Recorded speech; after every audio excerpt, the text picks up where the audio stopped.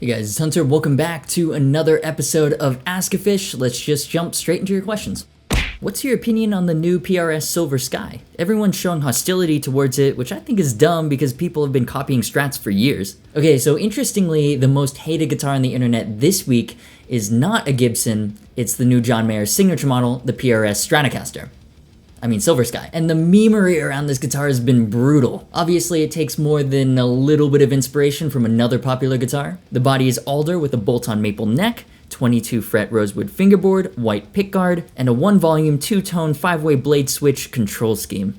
Sound familiar? It's also pretty funny. On the Silver Sky product page, the copy reads, some of the more distinctive specifications include the headstock shape, tuners, neck and fretboard, bridge, and pickups and electronics. You know, everything but the body.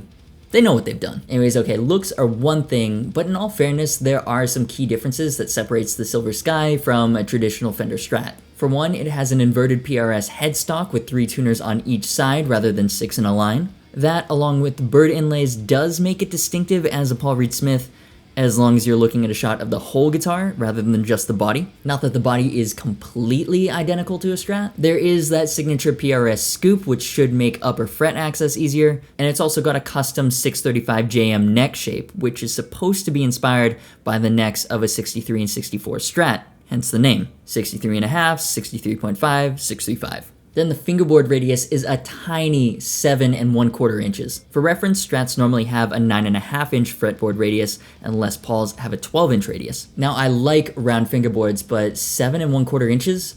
That sounds ridiculous. Can't wait to try one. Now, as for why it's getting made fun of so much, besides the fact that at a glance it looks very much like a Strat, there are a couple of reasons. One, it was in development for 2 years. That's a long time for a major guitar company to design something that's 80% Strat, a guitar that's been around since 1954. I'm not saying designing guitars doesn't take time. One of the things that PRS prides itself on is attention to every little detail. They like to make deliberate choices when it comes to design features to make it as good as it can be for the player. I'll leave a link to PRS's official video for the Silver Sky if you haven't seen it yet, so you can hear it directly from the horse's mouth what I'm talking about. And yeah, fingerboard radius, neck shape, pickup choice, these are all things that you need to get right because they really affect how a guitar feels in your hands. But let's be real, it's not like they started the Silver Sky completely from scratch. On the other hand, maybe it was even more important that they spent extra time on this one because it would be under so much scrutiny.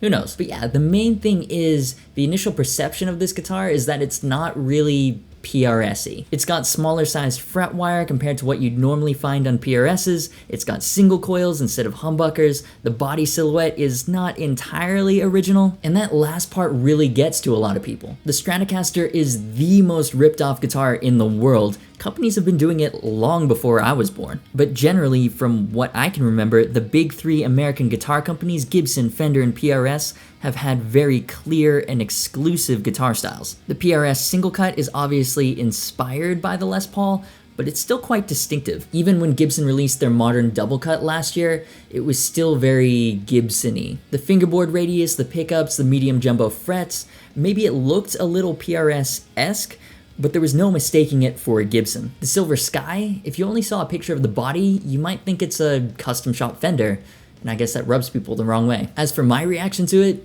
I don't really have any strong feelings about it any which way.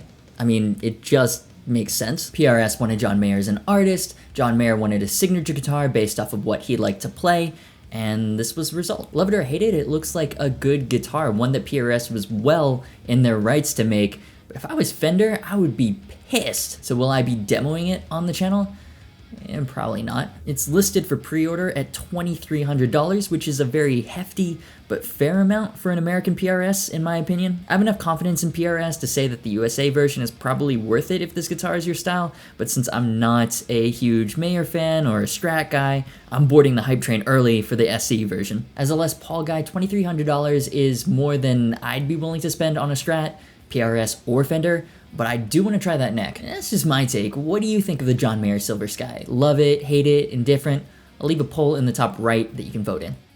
Do an Agufish Discord server. Okay, there were a surprising number of requests for this last week, and I'm still trying to figure out exactly what a Discord server is. It kind of looks like Skype and a Facebook group kind of bundled into one. You can communicate with the entire group by voice or by text or just to a few individuals, or have little official subgroups that have nothing to do with guitar, or have like an Ibanez circle jerk, or whatever crazy stuff you're into. You guys weren't that enthusiastic about a Facebook group, but I still want to solidify the community through more than just the YouTube comments, and Discord seems like a good platform to do that. Obviously, I don't want to start one of these if there's going to be no engagement, so you know the drill. How much real interest is there in a Discord server? Poll in the top right. Did you see the new Lzzy Hale Gibson Explorer? Yes, I did, and it looks awesome. So Lzzy Hale is the lead singer and rhythm guitarist for Hailstorm, and if you haven't seen them live yet, do that. They put on one heck of a show. If anyone deserves a signature Gibson, it's Lzzy Hale. Her voice, her guitar playing, her songwriting, her stage presence, I mean, she is a bona fide rock icon. Anyways, back to this guitar. It's one of 3 signature models revealed at CES that kind of went under the radar. There's Vivian Campbell of Def Leppard's Les Paul, Jason Hook of Five Finger Death Punch's Epiphone Explorer, and this Lzzy Hale model they're calling the Explorer Dark. I love the black finish with gold hardware. It's such an elegant look. Even the pickup rings and the pickguard are gold.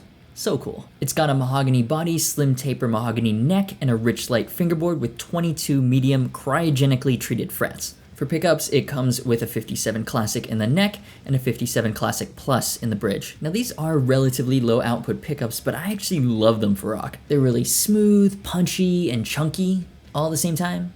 Kind of.